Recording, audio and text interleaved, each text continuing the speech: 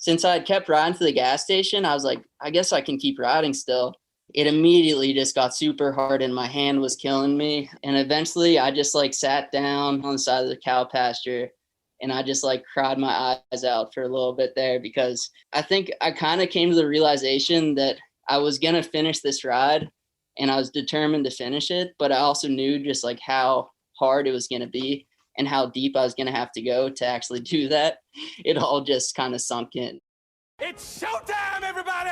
Showtime! You've been living in a dream world, Neo. Yeah. This is the world as it exists today. Life moves pretty fast. You don't stop and look around once in a while, you could miss it. Listen, we talking about practice. Hey, Pete, on the dude's run. Donnie, you're out of your element. I see. You think this has nothing to do with you. Don't ever trash talk Black Jesus. This is the Adventure Stash with Payson McKelvin. Hello, Adventure Stash family, and welcome back to the podcast. I'm really excited about today's show. We have lots more awesome storytelling thanks to Amanda Nauman and Will Lovner. Yes, these two did really well on the results sheet. They both finished second at Unbound XL, but that was purely coincidental. I wanted to talk to these two folks because they had some really awesome storytelling for us. Amanda, for example, is a veteran of the 200-mile distance, but decided to upgrade to the 357-mile this year, and I wanted to know why. And I also wanted to know how the 200, which she's won in the past, compares to the 350 in terms of difficulty, where it takes your mind, where it takes your body, how they might compare and contrast culturally. And then I wanted to talk to Will because he just had potentially the most insane race survival story I've ever heard. He broke his arm during the race, had rhabdo, unbelievable dehydration, and pushed through and not only finished, but held off an incredible field of really star-studded ultra racers to maintain his second place position. We've gotten some feedback on social media that we're glorifying dangerous behavior in regards to what he did to his health to finish this race and finish it fast. But to be totally honest, I disagree with that. I don't think very many folks are capable of taking themselves to the place that Will took himself, let alone pushing through all that. To me, it's a little bit like the Alex Honnold free soloing conversation where, he caught flack for quote unquote glorifying dangerous climbing, free soloing. But I think the truth of the matter is most people that get 10 feet off the ground on a wall without a rope, they're going to come back down. And I feel like the same goes for this conversation that I had with Will. People are going to call the sag wagon. Will is not. And that's why y'all need to know about him. This kid is coming for ultra racing unlike I've ever seen. I mean, let's just say I don't want to race him. Hope you enjoy this conversation with these two super badass athletes. Quick shout out to SwissRx. They're the presenting sponsor of today's episode, as they have been the last 3 episodes. Y'all will be familiar with some of their product offerings at this point and their philosophies, why I've decided to pick SwissRx as my supplement partner. But I have really good news for y'all. I have a 30% off discount code. The code is Payson, capital Payson, or you can just go to swissrx.cc/Payson, get yourself 30% off whatever you want. Big thank you to SwissRx for supporting this show, for supporting my racing goals, my health goals. Whatever you need, just go to swissrx.cc/Payson, get yourself 30% off. Thank you all so much for listening, and I will catch you at the end of the show. Hello. Hey, how's it going?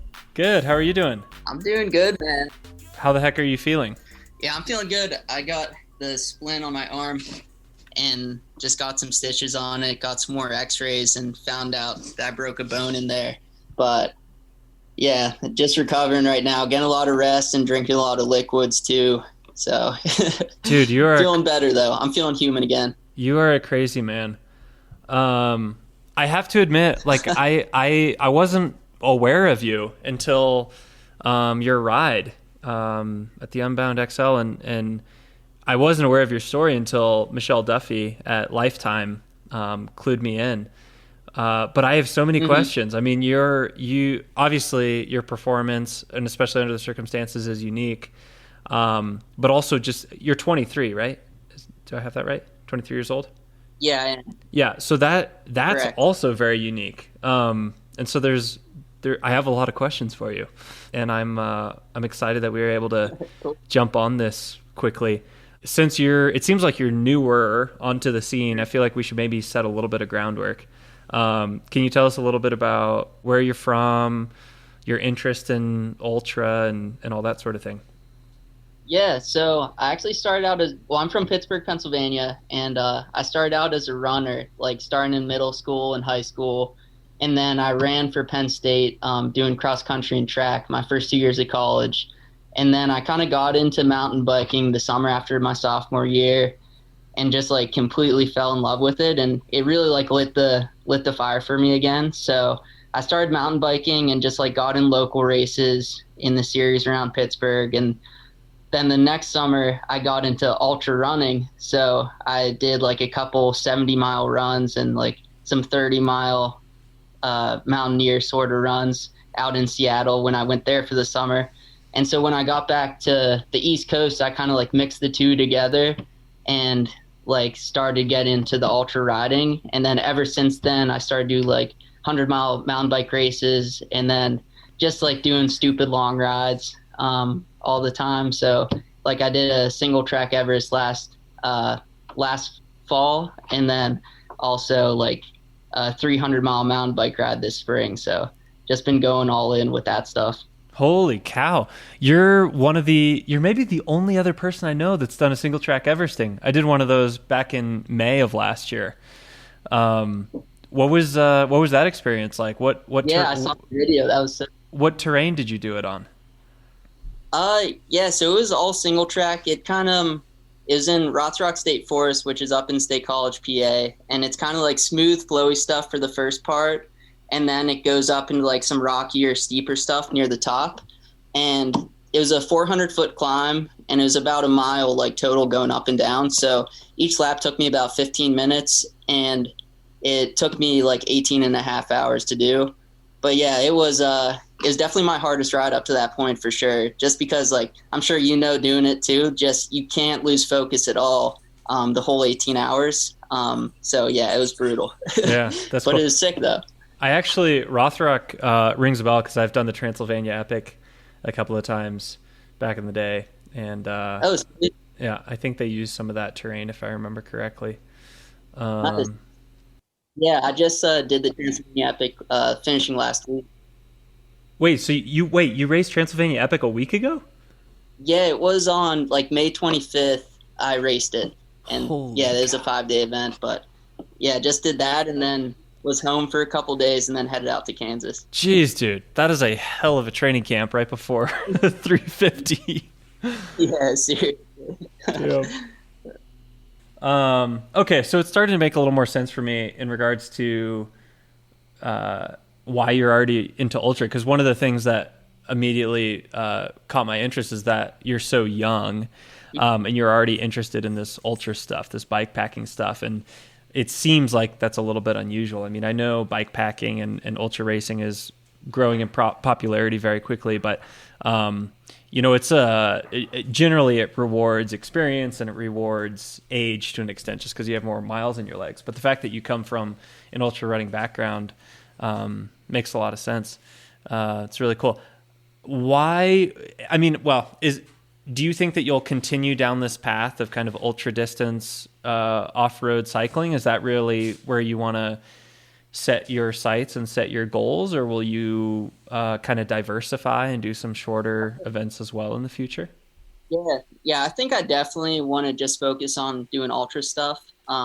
So like I haven't really got into bike packing yet. I've mainly been doing like 1-day big rides or like 24 hours type stuff. But in the future, I do think I want to kind of branch off into bike packing as well as just like the big 1-day rides.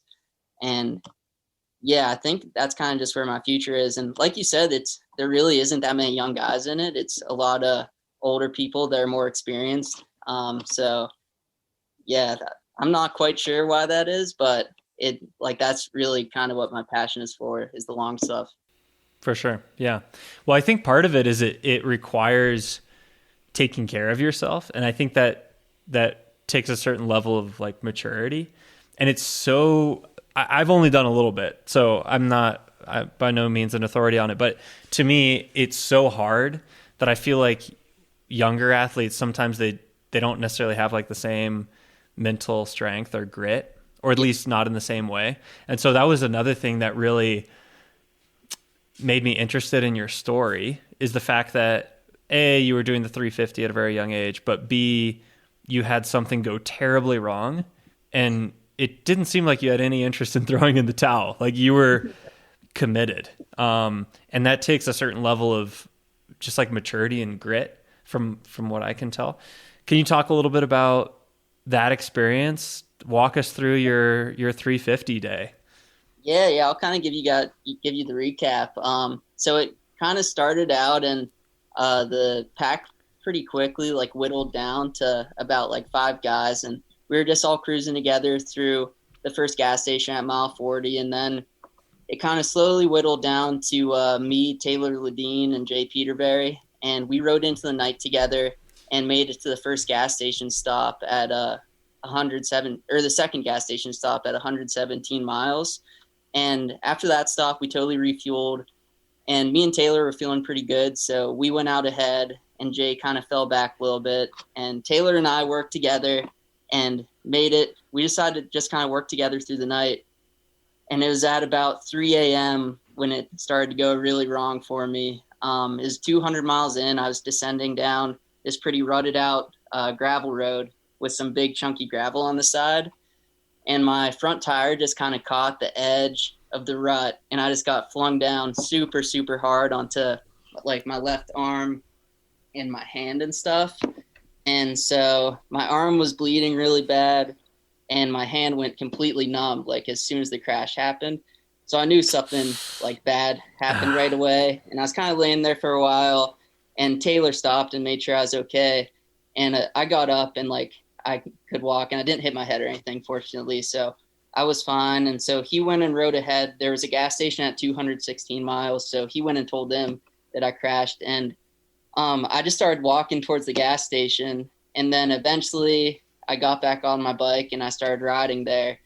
And it felt like forever, but eventually I made it to the gas station. It was probably around like 5 a.m. It was still dark out. So that whole ordeal happened in the dark, just in the middle of nowhere too, which was pretty wild. But I made it to the gas station. My arm was bleeding really bad, and the pain in my hand, it went from being numb to it like really started to settle in.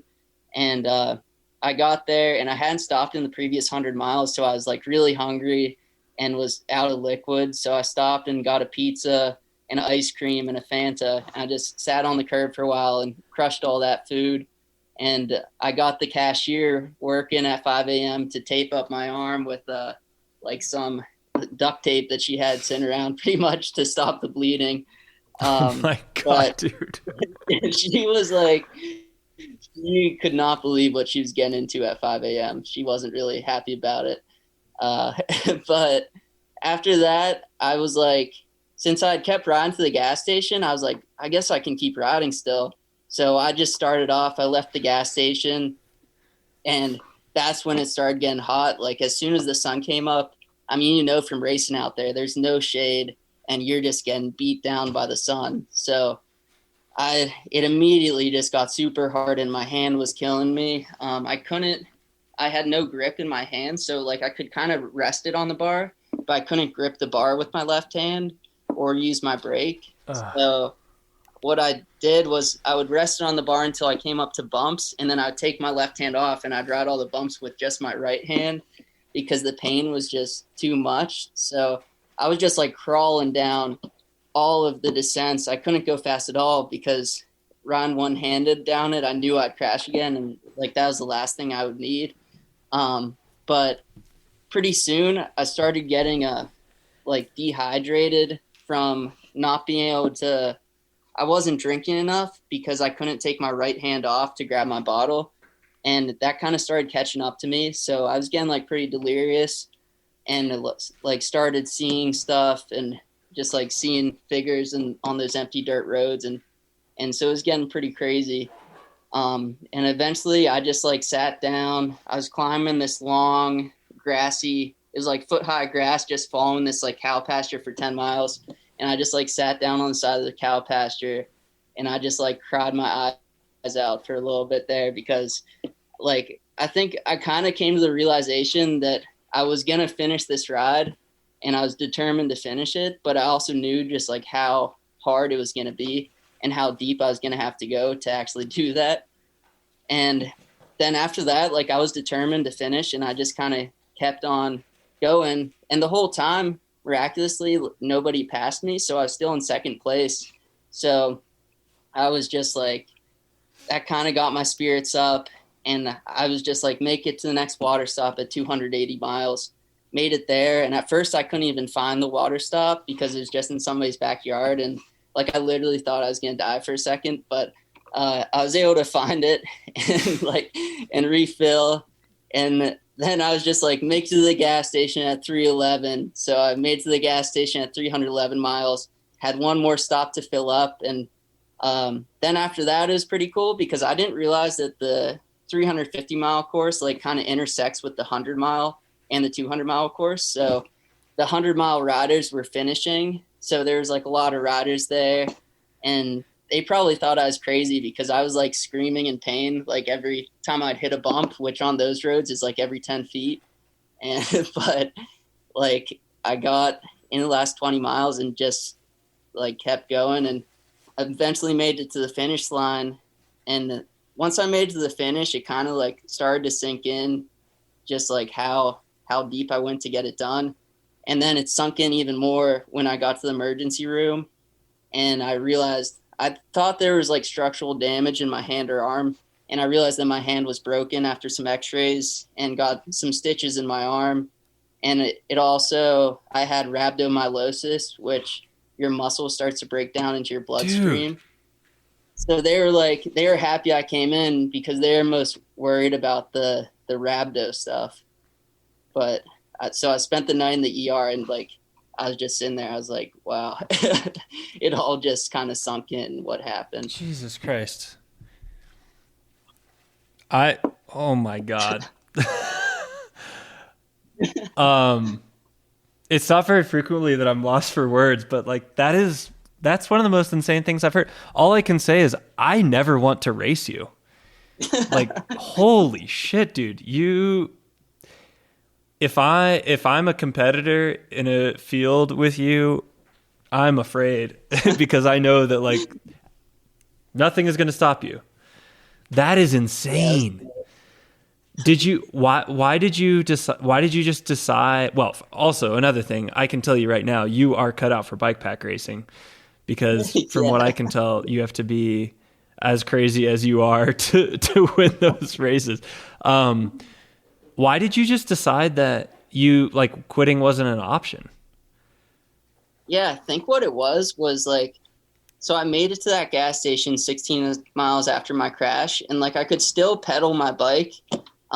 So there never was a point where like I couldn't make one more pedal stroke or like I couldn't make it to the next turn.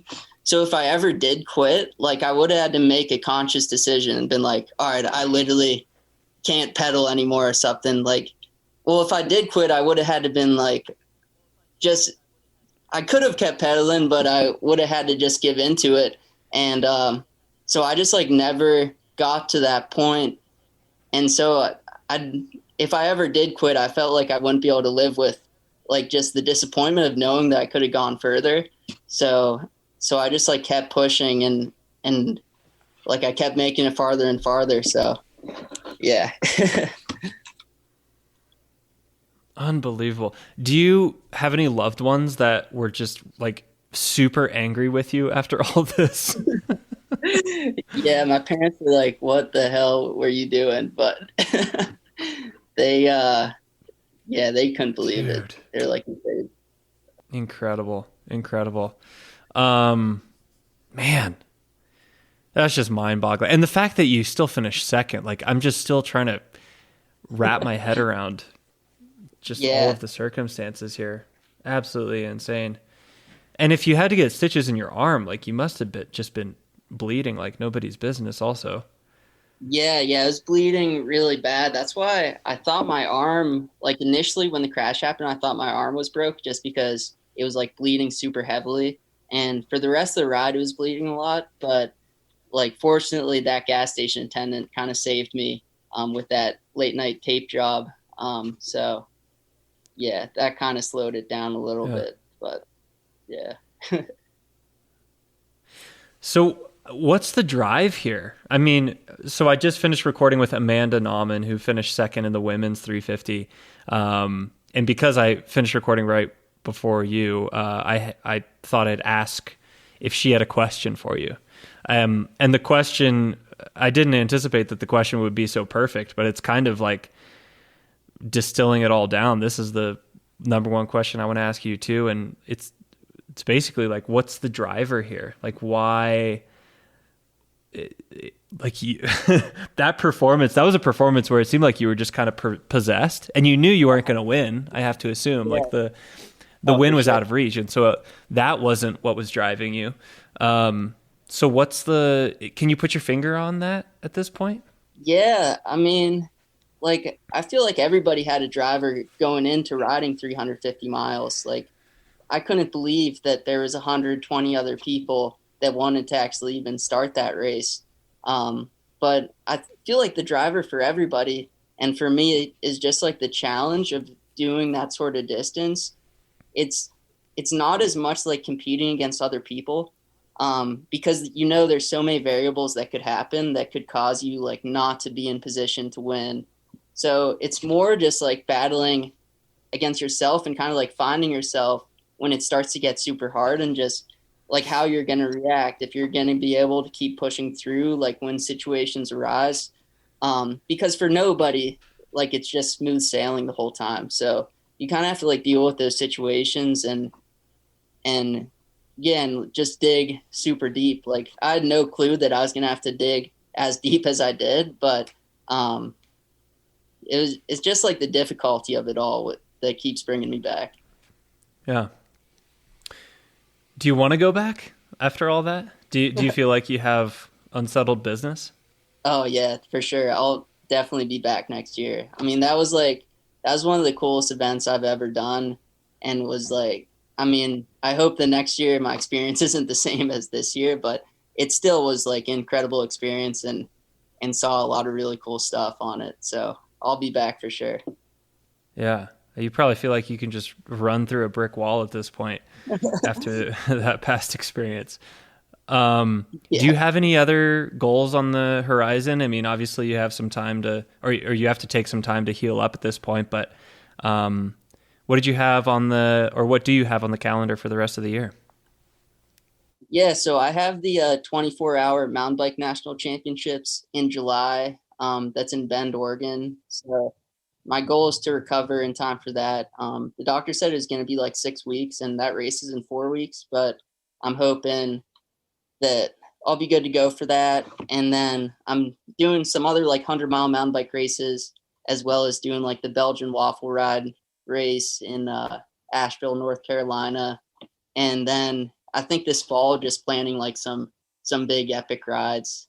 So there's like this ride called the Vermont Super 8, which is a 600-mile gravel ride up in Vermont that I might try to go for the FKT on, and some other stuff like that. Awesome. Do you have any inspirations in the cycling world? Any folks that you look to and are really impressed or inspired by? Yeah. Like I kind of what got me into this sort of alternative racing was watching those like Lachlan Morton videos on him just doing like the alternative calendar. And like I didn't really realize that I thought all racing was just like super competitive and super cutthroat, but there's like also this whole other side of it where you're just like doing stuff just for fun and just to like challenge yourself. So yeah, he's definitely an inspiration for that. Yeah, Lachlan is the man. I mean, beyond his physical achievements, I just love his kind of punk rock approach. It's definitely way cool. Sweet, man. Well, this was a pleasure. I really appreciate you taking the time, and Man, bike racing world, especially ultra racing world, should be on notice because Will is coming and nothing is going to stop him. Very cool. Thanks for having me. Yeah, for sure. Is there anything else that you had on your mind that you think would be interesting for folks to hear? Any other topics you want to touch on before we sign off here? I feel like we covered it all. That was good. Cool, man. Well, thanks for taking the time. I'm an instant fan. I'll be following. Maybe we'll cross over at an event or two later in the year, but I'll definitely be keeping an eye on what you get up to. Keep up the good work. All right, man. Thanks for having me. Thank you. Yep. Have a good one. See ya. How are you? Good. How are you? Good. Happy to be home. How are you feeling? Good. I'm fine now.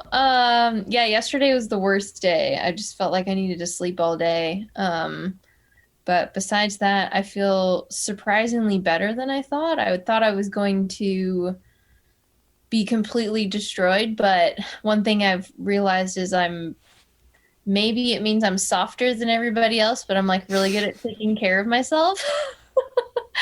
Like the places I saw some people put themselves, I was like, I think I like myself more than you guys. Like I took care of myself up there.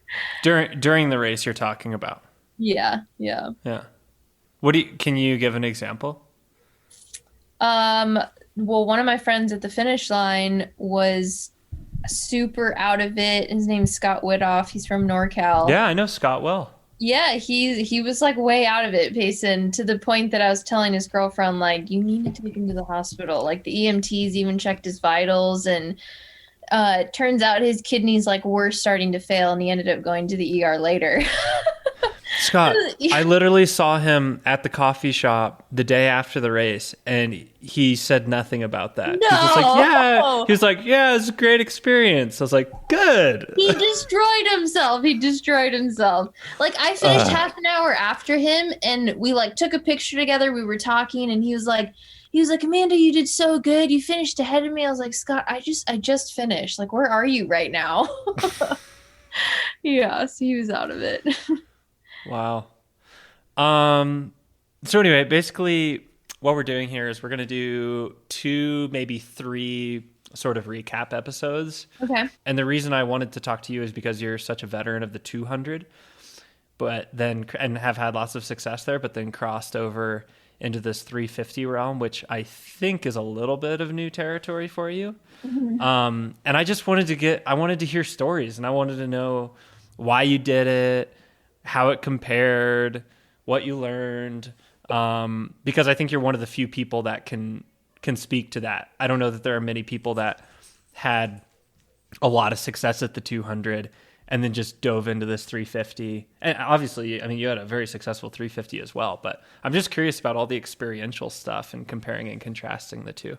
So that's why I wanted to chat. So I guess first official question might be why you decided to change events.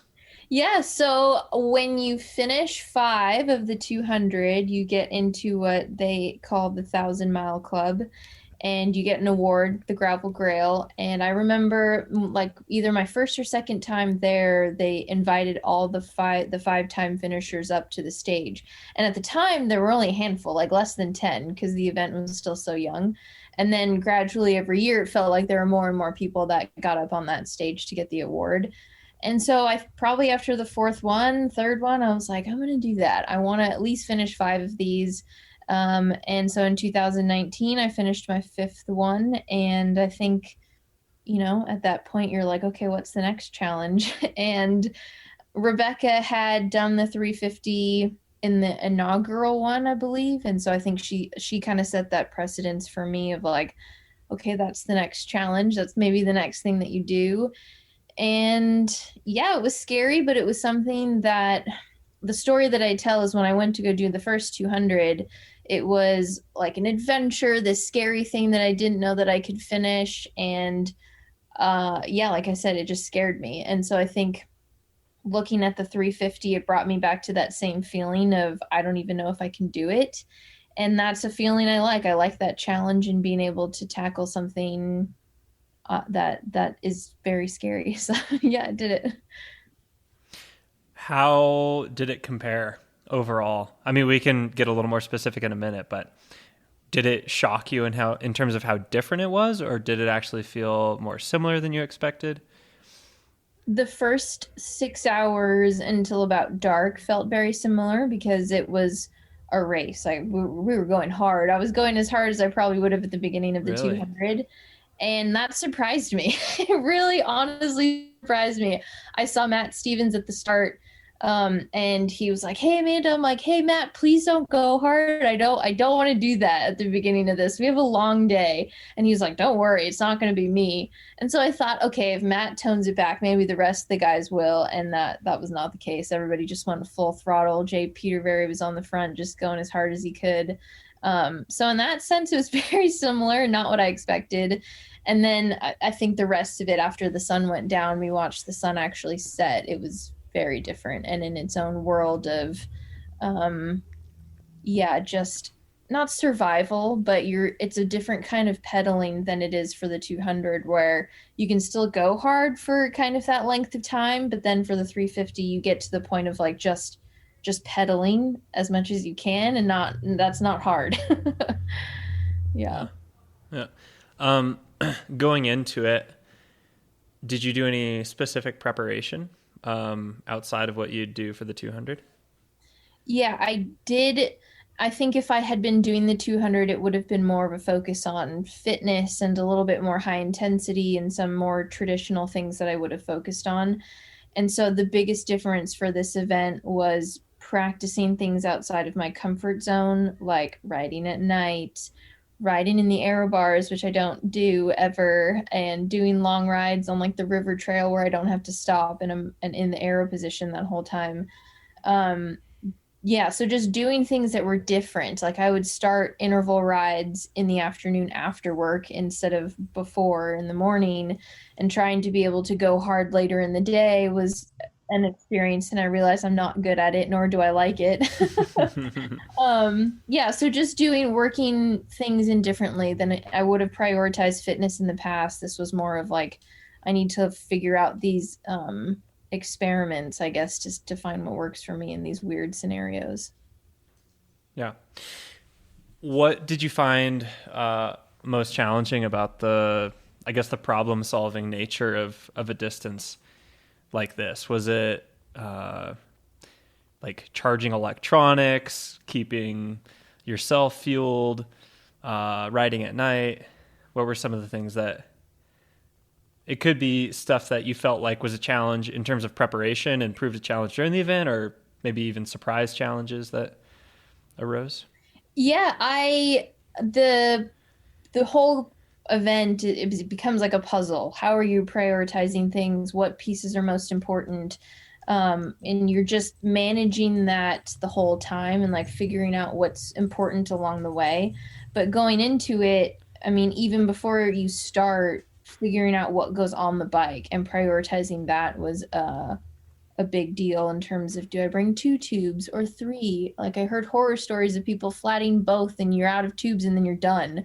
So like I probably had 2 full patch kits with me just out of paranoia. But yeah, just stuff like that, playing the game of what if and going through, what goes in your saddlebag and all the stuff that you have to mitigate things was probably the biggest challenge for me, because you can play what if too far and then you're playing into like weird situations. And I said something about how I brought a spare pair of cleats, and somebody's like, "Man, you just didn't care about weight at all." And I was like, "No, I was scared about losing a bolt on my shoe and then you can't pedal."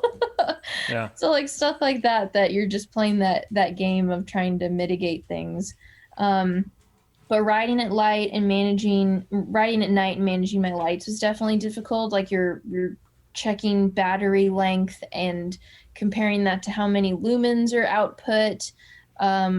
I discovered while I was out there that the speeds I was riding in Kansas were unlike the speeds I was doing at night at home practicing. And so what I thought I was going to be able to do when I was figuring out average times and how long it was going to take me to get to gas stations, I just really didn't think my speed was going to be so crushed in the darkness. And that's just, a matter of how safe I wanted to be and being able to see clearly and not crash in Little Egypt and stuff like that. So yeah, that riding at night was definitely kind of an eye-opening thing. And the one thing that proved the biggest challenge to me out there was fighting sleep. Really? I knew it was going to be a problem and what I was the most afraid of, honestly. And so there were 4 specific instances where I remember like having to snap out of it because it felt like I was like starting to dream while I was riding. Whoa. Yeah. And like I said, I expected it, but I really didn't know how it was going to feel. And that was probably the hardest thing to overcome, was wanting to take a nap. Yeah, the start time is one thing that always makes me raise my eyebrows, because the race itself takes, at least 25, 26, 20, 30 hours, depending on the rider. But you don't start until 3 p.m. And so presumably you're awake a lot of the day before you even start the race. Did you try to do anything in terms of like sleeping in like crazy day of, or taking a late morning nap, or how did all that work? Yeah, I tried, and I even tried for the couple weeks leading up to it. Like I would just stay up really late at night and then wake up late and go to work later. But it didn't matter. That went out the window the second I woke up at 6:30 the morning of the race. And I was like, oh, I didn't know. Like it doesn't matter, all of that stuff that you think you can plan for, like your body just has a different idea. So I thought I could tweak it and fight it a little bit and figure that out, but honestly, the people that do 24-hour events and these long, like Tour Divide and all that, they must know their body so well to figure out what's going to happen and how to, like, where to push the limit and where not to. But honestly, starting at 3 is probably a really safe decision for the event, because I was tired the next day at like 11, 12, middle of the day when it was hot. If that had been at night, it would have been scarier, and you're more likely maybe to fall asleep and crash and do something dumb. So it is probably a good thing that we're kind of going into the darkness with a little bit fresher brain. Yeah. Do any stories come to mind? Did you have any especially memorable moments, whether it be, experiences with other racers in the middle of the night, or any funky gas station stops, or animals you saw, anything like that? I did see a lot of eyeballs, like when you're pedaling out there and you just see the 2 little eyes glowing in the distance, and I have no idea what it is.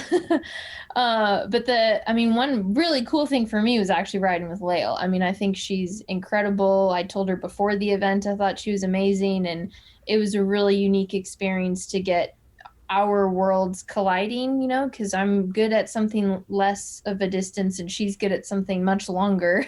So it was, for us to cross paths in that way was really fun and a challenge, I think, for both of us. And she told me like it was awesome to actually have somebody to race, and I said it was cool to just be with you for as long as I could. So I was shocked at how strong she was in the beginning. Like I knew she would be, but I thought maybe she would pace herself and I would just go until I blew and then she would pass me, but she was there the whole time and I was shocked and amazed.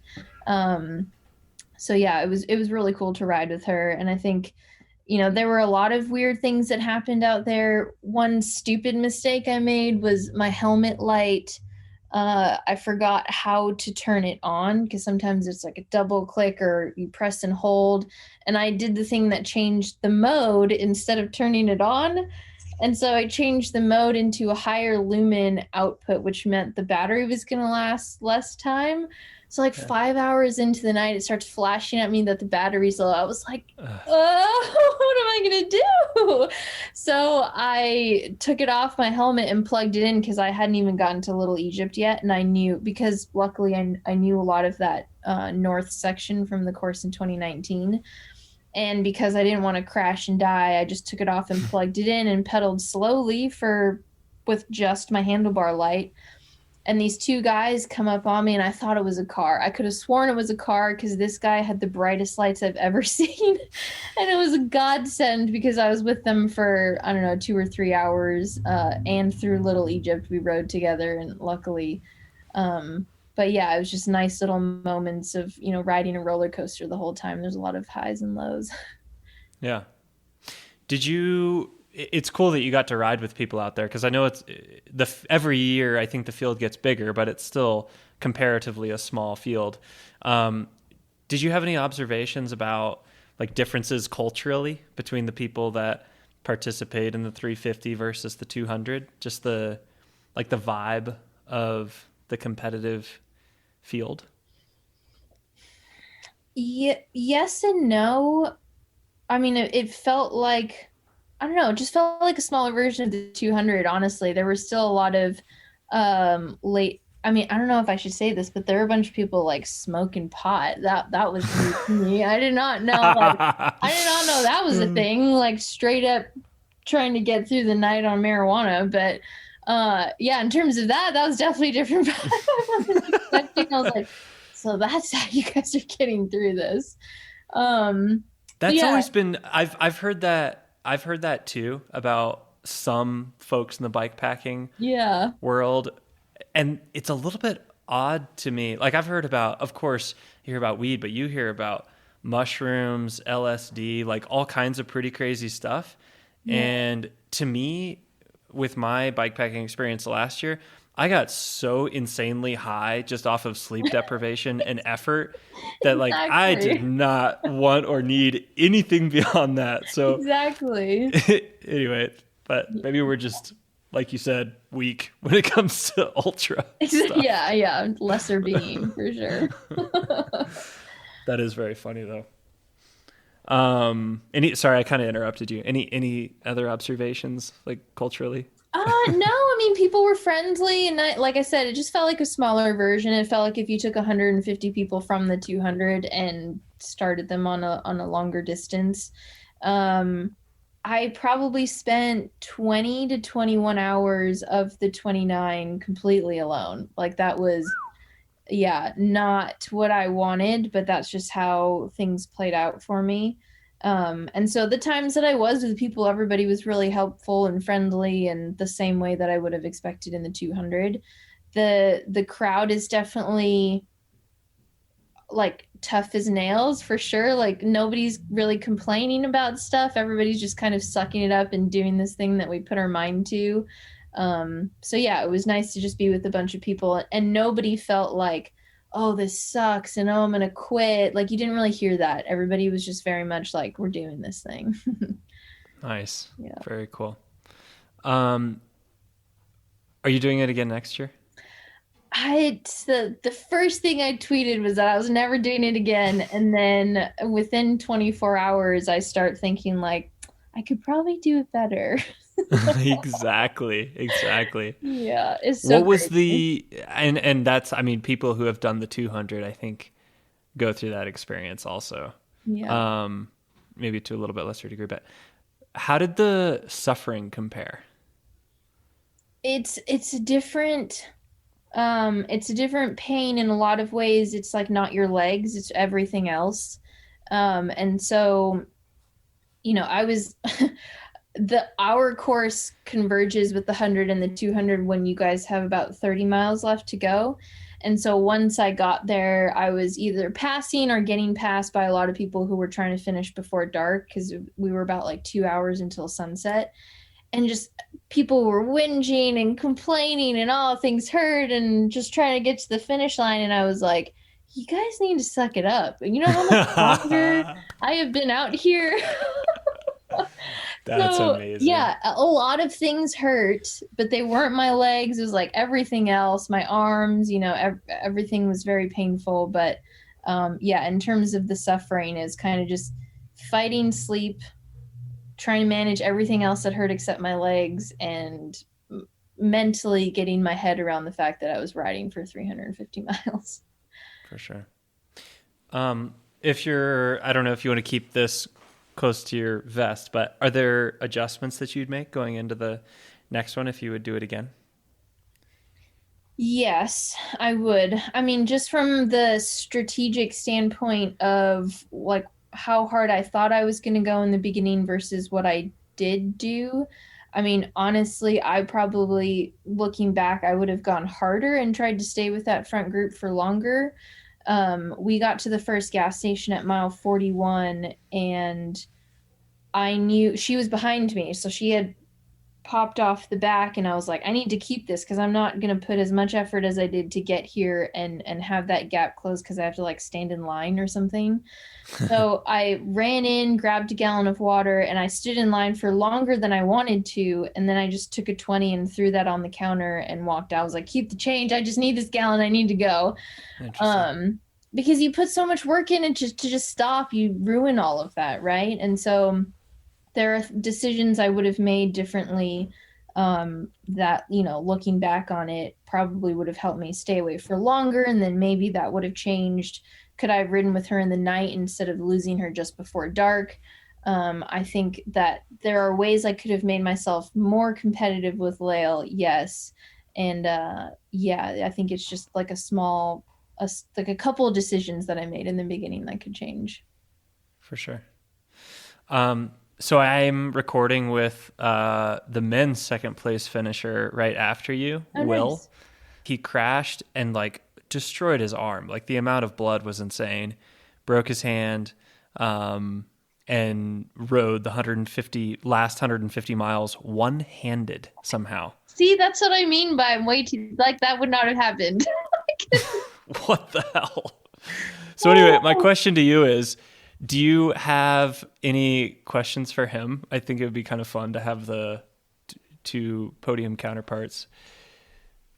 Yeah. If nothing comes to mind. Yeah. So No this is a question I've been thinking a lot about. David got quite a few flats. He ended up having a really bad first 100 or so miles and got to that gas station with a bunch of other poor souls who had issues that night. And he's sitting there getting stuff, and this guy sits down next to him, and he looks at him and he just says, "What is the motivation?"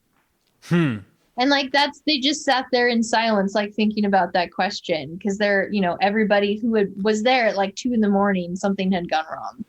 And I've been thinking about that question a lot. Like, what is the motivation for all of us, really, but especially for Will, who, you break your hand and you think most people probably would have sat that out and said, "Hey, I need to call this in and call it quits." But what was the motivation to push on? Did you come up with an answer for yourself with that one? No, I'm still thinking about it. I told Bobby Wintle the story, and both of us were freaking out. We were like, we're going to get that tattooed on us. Like, this is something you should think about all the time. Yeah. Nice. Yeah. Good deal.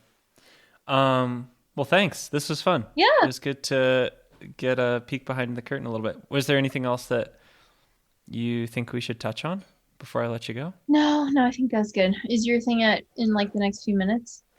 Yeah. But I mean, we have time for one more topic if you want. No, I wanted to know how your day was. Oh, it was tough. Yeah. Yeah. I mean, it was just a classic, like, challenging Unbound day rather than I'm racing at the front Unbound day. I had a really, really gnarly tire tear right before the first kind of selection point. So like mile 24, it was literally like 500 meters before the double track tight squeeze. So the pace had ramped up. Everyone was like battling for position, whole shot style. And I was right behind one other person, and they hopped over a big rock and I went straight over it. And it was just a complete snafu of like plugs didn't work, somehow broke the head off my tube, valve off my tube, used all my CO2s. Basically, it was just like a comedy of errors. All it was a flat, but it was just such a comedy of errors that it just snowballed into this really stupid thing. So I had to rely on other racers rolling by to give me stuff. Anyway, it took almost 20 minutes to fix. It was like 17, 18 minutes. And mentally, obviously that's hard because there's absolutely no way you're coming back from that. And so I just played a game of counting racers and saying hi to people and trying to give some words of encouragement and receive some words of encouragement. And yeah, I saw a lot of people. Yeah. I was very, very, very far behind. And it was as you know, it was a very rough day to be alone with that wind. Yeah. But was that your third finish? Second finish, third try. Oh, yeah. I think we talked maybe after 2018 when I took my first swing at it, and I also had a bunch of mechanical issues, and I didn't finish. Mm-hmm. And I think part of it was like not quite understanding the culture, but a lot of it was just a maturity thing. Mm-hmm. Like I hadn't matured as like an ambassador or a role model at all yet. Yeah. And I was so results oriented. Yeah. And so I just couldn't be bothered really. Yeah. And it didn't even cross my mind to not finish this go around. And I actually thought of you during the race, because I remembered, I can't remember exactly the conversation, but we talked after 2018 and you asked how it went, and I told you I didn't finish, and I told you why. And you didn't say a whole lot, but I could just sense this little bit of like judgment mixed with yeah, and also mixed with like you don't quite get it yet. Yeah. And like it was okay, like you weren't being condescending, mm-hmm. but I just remember that. And so I was like, oh, okay, I'm starting to pick up on some things here. Anyway, long story short, that was my day. Yeah, nice. But no, that's good. 2 finishes, that's good. So it goes. I will try again. Yeah. Anyway, it was great to see you. Great to chat. Yeah. And congratulations. I mean, other than just doing the thing, like you finished second to potentially the best person that's ever done ultra. So in your first try. Thanks. Good job. All right. Thanks, Jason. Yep. Catch you later. Yep. See ya. Bye. Thank you all for listening, and thank you to SwissRx for supporting the podcast. If you go to swissrx.cc/Payson or just use code Payson, you'll get yourself 30% off whatever you want on the website. I'm a big fan of their collagen powder. I've got some connective tissue achiness at this point in my career. I'm still on the younger side of 30, but this sport can be pretty hard on your body. It's a lot of miles, and at the end of the day, crashes add up. So I've been thankful for SwissRx in helping kind of restore some of the aches and pains that start to add up when you're really hard on your body. I'm sure I'm not alone in that regard. Big thank you to SwissRx. Again, just use code Payson or go to swissrx.cc/Payson for 30% off. Thanks to Lily McKelvin for editing and producing the show. Thank you all for listening. Please go leave a rating, leave a review, subscribe.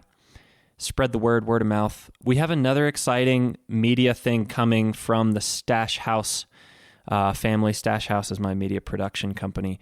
It is a film. It is our most involved film to date. It's tracing the story of when I rode all of Bentonville, Arkansas's trails in a day, the mountain bike capital of the world. I rode all of Bentonville, Arkansas's trails because I wanted to see if I could, but also I wanted to tell the story of the people of Bentonville and why it has become the incredible mountain bike destination that it has, and why the community seems so tightly knit and so united in their love of mountain biking and promoting mountain biking and spreading the love for mountain biking. So look for that soon. It'll be on my YouTube channel, which is just Payson McKelvin. It will come out in the next 10 days or so. Stay tuned. Thank you all so much for listening, and we'll catch you next week.